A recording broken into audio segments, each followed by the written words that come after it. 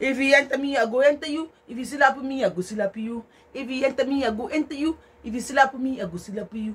Tó bá kọrin, wá kọrin. Tó bá lùlù, wá lù. Ah! You dey crazy. You dey mad. I be dey crazy. You dey mad. Are you stupid? Are you? Ebo pa. Ebo back and front. Mo ṣá ń gbọ́ lóríṣiríṣi. Wọ́n ṣá ń da ebo bolẹ̀ ni. Ah! Mo ní ta ló sọ yìnbọn báyìí. Èmi tí mi ò lọ school. Tí mi ò gbé ebo. Wọ́n kọ́ fara balẹ̀ nà mo pé ibo lóyìnbó yẹn tí ń bọ̀ kí ó kọ́ yẹ orí mi. You dey crazy? You dey mad? Ni mo ronú tọ̀hún. Ló wọ kiri náà bí bùbá. Ta lélẹ́yìí? Ta ni mò ń wò yìí? Ọmọdé ọjọ́ òun kọ́ ni mò ń wò yìí. Seun Kuti. Ṣé wọ́n rántí ẹ̀? O. Tẹ́ bá ti rántí bàbá 70. Bàbá Fẹlá Aníkúlápó 70. Ara àwọn ọmọ wọn tí wọ́n fi lẹ̀. Ara àwọn Grammy Award tó win tó milẹ̀. Tó gbéṣẹ́ bàbá ẹ̀ dání, ó ní Seun Kuti. Tẹ́yìn bá rántí tèmi bá rántí mi pé bàbá 70 náà, Fẹlá Aníkúlápó Kuti. Of his blessed memory, bàbá yẹn ò gba nonsense concability láyè. Ṣé ká ní ìfún bàbá ni Ṣeun Jájẹ. Ó fẹ́ jọ bẹ́ẹ̀. Ó fún ọlọ́pàá yẹn ní. Ṣeun ti gba IG létí o. Ó mú ọlọ́pàá yẹn. Ó gọ́ ìgbà tí fún. Ìgbàgbà. Wàláì tí ọlọ́pàá yóò bá jẹ ìyà mímọ́. Tí ó bá jẹ ìyà mímọ́ tó fi kó nínú sáfíìsì. Wàláì tó jẹ ńjọ́ yẹn ìyà ni. Ó jẹ ìgbà tí yẹn ó tún wá mú omi lé. But God so good o. Lo and behold, the ọlọ́pàá was just like this. Tó máa gbà báyìí. Ó rẹ̀ pé ọlọ́pàá yẹn Christian ló máa jẹ́. Ẹ mọ̀ pé Jésù sọ pé tó máa gbẹ létí ọ̀tún kó kọ́ tó sí. Tí Fẹ́mi bá fún báyìí, gbàs, àtúpẹ̀lẹ̀, gbòs. Ọlọ́pàá yẹn only the airdrop. I don't want to laugh. Ó ní kó bá fi airdrop sétí ẹ̀. I am not supporting Fẹ́mi.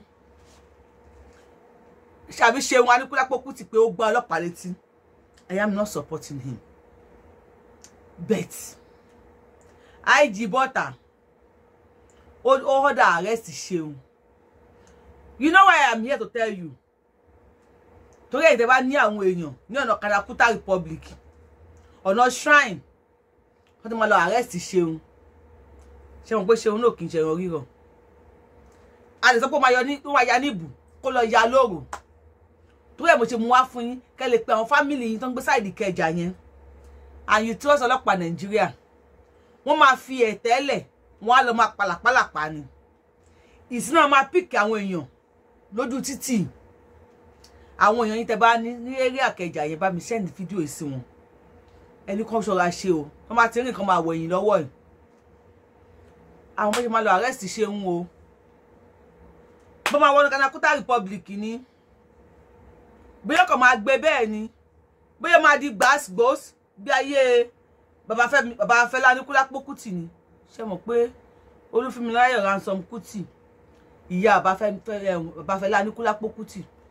Ṣé mọ̀ pé ìjọba Nàìjíríà rán ìyá yẹn lọ sẹ́wọ̀n kó tó di pọ́n padà wá jù látorí upstairs wá sílẹ̀ lẹ̀. Ìran kẹta nìyẹn o. Bàbá Fẹlá Aníkúlápó Kuti tó bí Ṣeun náà. Tó yé yín iye ìgbà tí wọ́n gbé lọ sẹ́wọ̀n. Ọlọ́run àṣàánú wa tí Ṣeun náà ló tún wá délẹ̀. Mọ̀ bóyá àwọn boys wà ní Kanakuta Republic bóyá máa káwọ́ lẹ́rán kan fi mú Ṣeun. Bẹ̀tí tó wá dùn èmi tó concern mi bẹ́ẹ̀ gangan ni pé IGP, Inspector General of Police, only a slap on one police is a slap on all forces. That ọlọ́pàá tí Ṣeun gbá létí yẹn òun ló IGP ló gbá létí, Nàìjíríà ló gbá létí. Ẹ má bínú sá. Yóò kàn mí o. Ṣùgbọ́n tó ti kàn mí mo ti fẹ́ béèrè. Mo lè fẹ́ béèrè lọ́wọ́ ẹ̀yin tẹ́ ń wò mí náà. A slap on the police is a slap on all the forces. Mr. IGP, a police bullet on the innocent citizens of Nigeria. Shekani is a bullet on all gbogbo ìlú?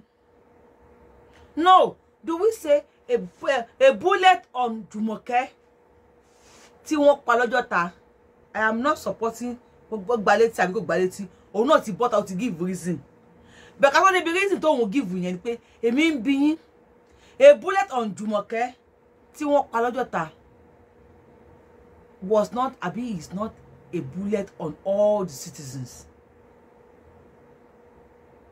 A bullet on all gbogbo àwọn drivers kankan, àwọn tí wọ́n lọ, àwọn youth tí wọ́n ti pa. A bullet on Lawyer Bolanle ní ọjọ́ Christmas tí ọlọ́pàá yín tó yìnbọn fún toyúntoyún. Is not a bullet on all citizens. Kí ló dé pé Nàìjíríà nǹkan tó bá dá fún gay kò kí n dá fádùbí? No, I am just asking. I don't want you to be sentimental. I don't want you to wo pé ta ló ń sọ̀rọ̀ yìí eléyìí tí ó lọ sí school. Ẹ jẹ́ ká mọ̀ ohun tó jẹ́ ẹ̀tọ́ tiwa náà. Ṣé ká fara mọ́ wípé tó má gbọ́ ọlọ́pàá létí nìkan ni judgment máa wà, ní arrest máa wà. Lawyer Bolanle dé ni. Àwọn tí rí case ẹ̀ yọjú tán. Jumoke lọ́jọ́ ta. They need a roy. Àti rí nǹkan kan. Àwọn tí wọ́n sùn Deborah torí Sharia law. What has Nigeria police done about it? Wọ́n lọ mú wọn lọ kóòtù, wọ́n jẹ́ kíní kan. Àrójútùú case yẹn dé ni. No, I don't get it. Ẹ kàn ṣàlàyé fún wa. Ọlọ́pàá lè pa wa. Àmọ́ Seun ti bọ́ta. Seun ní gbogbo àwa mẹ́bọ. Àwa ṣèké ṣáájò. Àwa ìyálé ọ̀kan. Àwa ẹlẹ́nu Marima sọ. Karika talk. Ó ní ká gbẹ́nu wa sọ. Aláì ó shock me. Only you guys should keep your mouth quiet. Pity the poor man. Don't let him lose his job. Ó shock me o. Ó gbọ́lọ́pàá létí. Ó tún ní ọlọ́pàá ẹ̀ máa lose job ẹ̀. Ẹ jọ̀ọ́, orin wọn máa ń kọ sí gbẹ̀du tó kàtà yo ìyàwó àwò. Ṣùgbọ́n gbà tá wo lọ tá wo bọ̀. Ó lóun ní proof. Ọlọ́pàá ẹ̀ fẹ́ pa òun ni àtàwọn family òun. Ó yẹ kó ń go nígbà tí. Ṣé òun náà ṣe lẹ́ni yára lògùn gbè ni. Who knows? Only even the man has apologized. Ó lè pé ṣé òun ti rí pé orí man náà pé.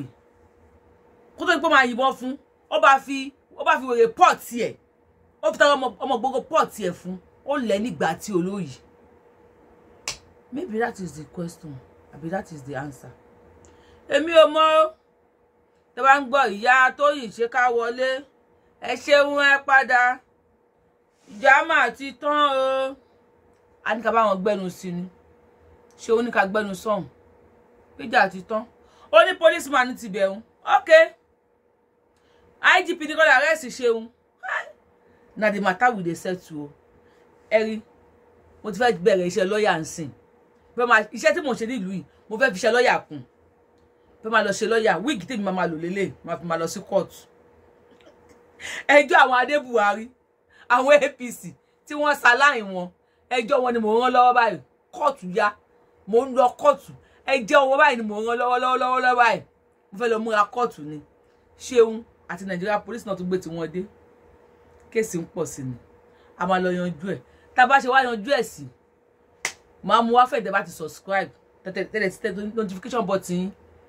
Máa mú wá fún wọn torí tí lèmi ṣe kọ́ṣẹ́ lawyer. Mo kọ́ṣẹ́ lawyer, mo ṣe freedom ni. Kódà ọjọ́ freedom mi báyìí.